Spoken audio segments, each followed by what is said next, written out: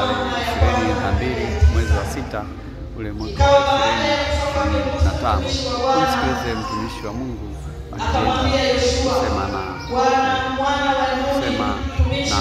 akisema neno. Musa mtumishi wako amekufa. Haya basi ondoka, vuka mto huu kwa Yordani, wewe na watu hawa wote Wahiti, tena mpaka bahari ile kubwa upande wa machweo ya jua. Hapo ndipo watakapokuwa mpaka wewe. Hapatakuwa na mtu yeyote atakayeweza kusimama mbele yako siku zote za maisha yako. Kama nilivyokuwa pamoja na Musa, ndivyo nitakavyokuwa pamoja na wewe. Sitakufukia wala sitakuacha. Uwe hodari na moyo wa ushujaa, maana ni wewe utakayewarithisha watu hawa nchi hii niliyowapia baba zao, ya kwamba nitawapa. Uwe hodari tu na ushujaa mwingi, uangalie tena sawasawa na sheria yote aliyokuamuru Musa mtumishi wangu. Usiache kwenda mkono wa kuume au kushoto, usipate kufanikiwa sana kila uendapo. Kitabu hiki cha Torati kisiondoke kinywani mwako, bali tafakari maneno yake mchana na usiku, pate kuangalia kutenda sawasawa na maneno yote yaliyoandikwa humo, maana ndipo utakapoifanikisha njia yako, kisha ndipo utakapostawi sana. Je, si mimi niliyekuamuru? Uwe hodari na moyo wa ushujaa, usiogope wala usifadhaike, kwa kuwa Bwana Mungu wako yu pamoja nawe kila uendapo. Amen. Amen. Naomba wana wa Mungu tuketi. Bwana Yesu asifiwe sana. Leo ni sikukuu ya keketiki, tunakumbushwa umoja wetu katika Mungu Baba, Mwana na Roho Mtakatifu. Ikiwa Mungu ni muumbaji katikati yetu, ikiwa Mwana ni mkombozi wa maisha yetu, yeye alijitoa peke yake kutupatanisha na Mungu kwa njia ya msalaba. Lakini pia yeye aliye Roho Mtakatifu, ambaye huyu tumepewa kuwa kiongozi wetu, tutembee naye katika maisha haya ya utumishi. Kanisa letu ni kanisa la Injili, kanisa linalowafundisha watu kuacha matendo maovu na kumkimbilia huyu Mungu wetu. Na wito huo umeachiliwa kwetu kama kanisa moja ambalo tumeunganishwa na Mungu mmoja, ambaye nafsi tatu.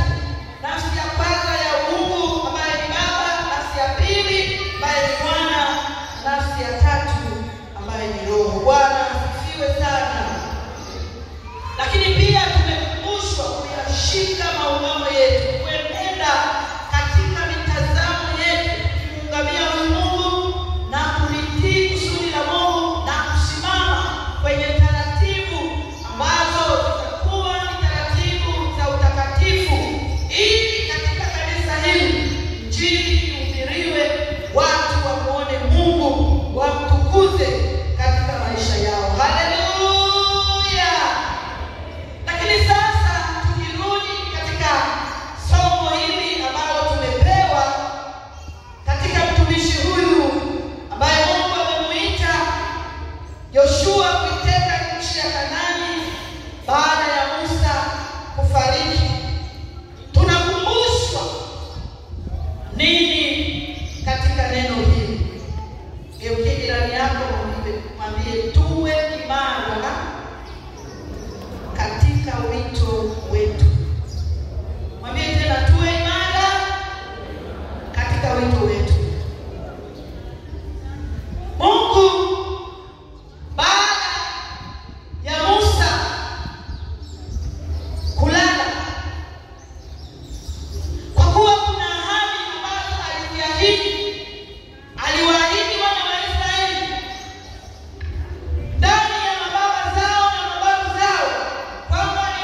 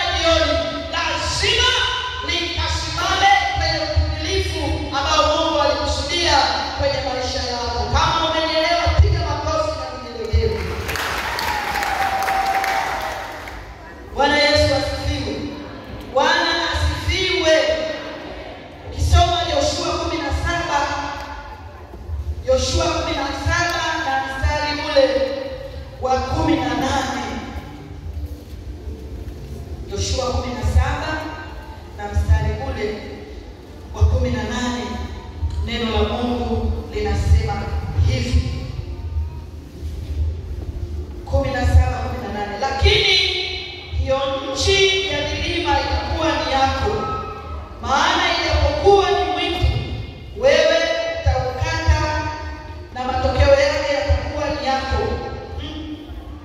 Kwa kuwa wewe utawafukuza hao Wakanaani, wajapokuwa wana magari ya chuma, wajapokuwa ni wenye uwezo kuimiliki hiyo nchi ambayo yeye Bwana Mungu wa baba zenu amewapa.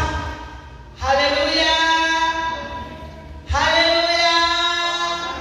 Yoshua anaitwa aendeleze huduma ambayo Mungu alianzisha kwa Musa, ya kwamba kuna nchi ambayo ilitarajia hawa Israeli wafike, lakini nchi hiyo ukiitazama ina mijitu iliyoshiba, ina mijitu mikatili.